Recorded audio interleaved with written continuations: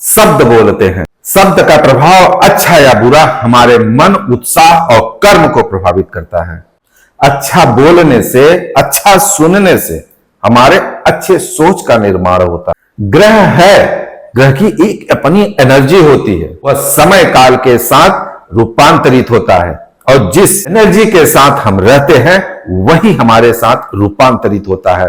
नमस्कार, मैं चंद्रशेखर द्विवेदी। आज बात करेंगे कन्या राशि के बारे में कि कन्या राशि का मई का महीना किस तरीके से होने वाला है। सबसे पहले मैं आपको यह बता दूं, ये ग्रह नक्षत्र अपना एटीट्यूड बताते हैं, हमारा भाग्य नहीं बताते हैं। यह हमें समझना होगा, हमें जानना होगा। इनकी एक एक अपनी एनर्जी होती है, इनका एक अपना ऑरा होता है। हमारे अंदर भी वही ऑरा, वही एनर्जी होती है। तो जिस भाव और जिस मूड में हम रहते हैं, जैसा कर्म करते रहते हैं, वह समय काल के आने के साथ हमारे साथ रूपांतरित होता है। तो चलो हम बात करते हैं कन्या राशि के बारे में कि मई का महीना किस तरीके से रहेगा। मई के महीने में कन्या राशि वालों का धन योग कैसा रहेगा, उनका स्वास्थ्य कैसा रहेगा, उनका मैरिज लाइफ कैसा रहेगा, लव लाइफ कैसा रहेगा, समाज के प्रति उनका व्यवहार कैसा रहेगा और समाज का उनके प्रति कैसा व्यवहार रहेगा, इस बारे में चर्चा करते हैं। लेकिन कर्म प्रधान है, कर्म से बड़ा कुछ नहीं है। यह ग्रह नक्षत्र एक एनर्जी है। मेरा बार बार कहने का मतलब है, यह हमें हमारे अंदर मौजूद एनर्जी को सिर्फ बढ़ाने का काम करते हैं। यदि हम बात करें कन्या राशि वालों के लिए, तो कन्या राशि वालों का फर्स्ट हाउस में शनि और शुक्र का दृष्टि पड़ते हुए दिख रहा है। कहीं ना कहीं शनिदेव आपको यहां पे आपका परीक्षा लेते हुए नजर आ रहे हैं। आपकी पर्सनालिटी पे, आपके खुद पे शनिदेव का प्रभाव देखने को मिल रहा है। यहां पे देखोगे आप कहीं न कहीं शनिदेव का प्रभाव ऐसा होता है, वह ना आगे जाने देते हैं, ना पीछे जाने देते हैं। कहीं न कहीं आप लेजीपन होते हुए नजर आओगे। यदि आप यहाँ पे अपने आप को लेजी या सुस्त महसूस करोगे, वहां पे आपको यहाँ पे धोखा देते हुए शनिदेव नजर आ रहे हैं। यहाँ पे आपको अपनी पर्सनालिटी पे विशेष ध्यान देने की जरूरत है।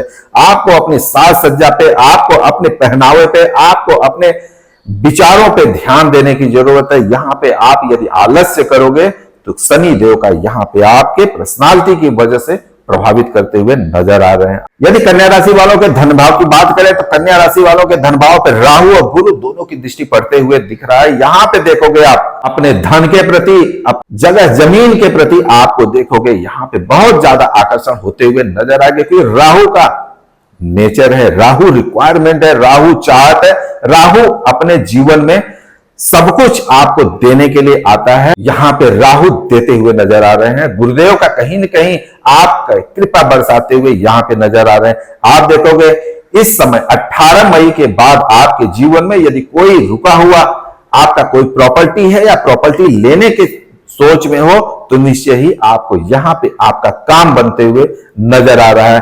कन्या राशि वालों के लिए अपने माता पे विशेष ध्यान देने की जरूरत है। कहीं न कहीं कन्या राशि वालों के मां को छोटी मोटी परेशानियां, हेल्थ इश्यू यहां पे देखने को मिल रहा है। कन्या राशि वालों एजुकेशन की बात करें, संतान की बात करें, तो कहीं न कहीं आपको यह समय काल बहुत अच्छा देखने को मिला। मंगलदेव कहीं न कहीं यहां पे आपके फिफ्थ हाउस पे नजर डालते हुए नजर आ रहे हैं। आप देखोगे शिक्षा के लिए आपके संतान या आपको उच्च शिक्षा की तैयारी कर रहे हो या शिक्षा के क्षेत्र में कहीं नया एडमिशन लेना चाहते हो, तो यह समय काल आपके लिए काफी अच्छा है। यदि कन्या राशि वालों के स्वास्थ्य की बात करें, तो स्वास्थ्य सामान्य रहने वाला है। राहु की दृष्टि यहाँ पे पड़ती हुए नजर आ रही थी, लेकिन गुरु भी कहीं न कहीं यहाँ पे अपनी दृष्टि बनाए हुए हैं।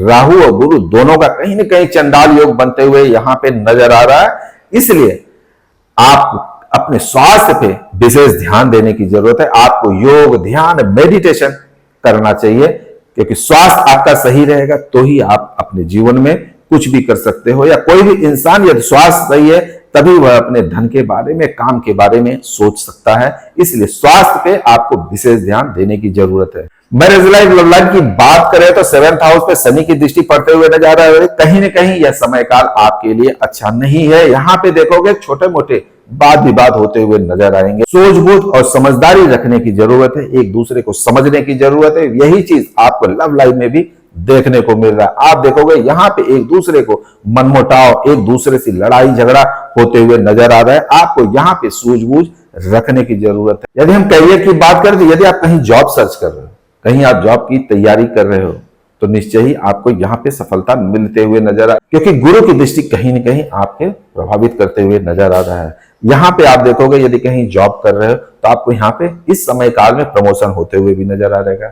यह 14 मई के बाद आपके साथ ऐसा होने वाला है।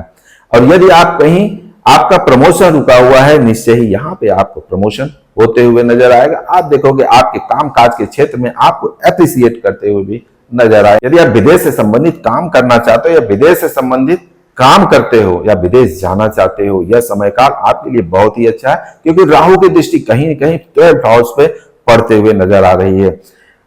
12th हाउस आपके मोक्ष का भी है, 12th हाउस आपके आध्यात्म का भी है। कहीं न कहीं राहु इसे प्रभावित करते हुए नजर आ रहे हैं। आप देखोगे आपको यहां पे आध्यात्म की तरफ, आध्यात्म के कार्य में आप ज्यादा इन्वॉल्व होते हुए नजर आओगे। कहीं न कहीं आपके हाथ से कुछ ऐसा आध्यात्मिक कार्य होते हुए नजर आएगा जिससे आपको आपके समाज में, आपके परिवार में मान सम्मान बढ़ते हुए नजर आएगा। सब मिला के यदि बात करें कन्या राशि वालों के लिए मई का महीना सामान्य रहने वाला है। उन्हें स्वास्थ्य पे अपने विशेष ध्यान देने की जरूरत है, अपने पर्सनालिटी पे ध्यान देने की जरूरत। अच्छे भाग्य और अच्छे नसीब के लिए आपको अच्छे विचार का होना जरूरी है, आपके अच्छे कर्म का होना जरूरी है। आप देखते होंगे न जाने कितने कन्या राशि वाले होंगे, कोई अपने अच्छे मुकाम पे बैठा रहता है, कोई स्ट्रगल करते रहता है और कोई बिना सपनों के जमीन पे पड़ा रहता है। ये सब कर्मों का प्रभाव होता है, ये सब आपके लोगों के थिंकिंग का प्रभाव होता है। ये ग्रह नक्षत्र हैं, ग्रह नक्षत्र का प्रभाव होता है। यह इनकी एक एनर्जी होती है, वही एनर्जी हमारे अंदर है।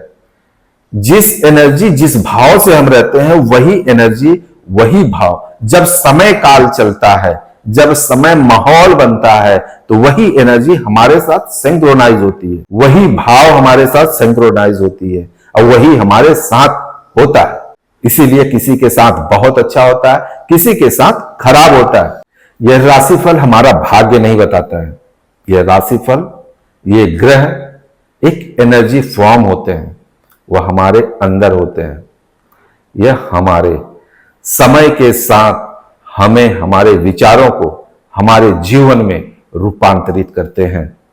यह एक विज्ञान है, यह भाग्य वाचक मैं नहीं हूं आपका, मैं आपका भाग्य वाचन कर रहा हूं।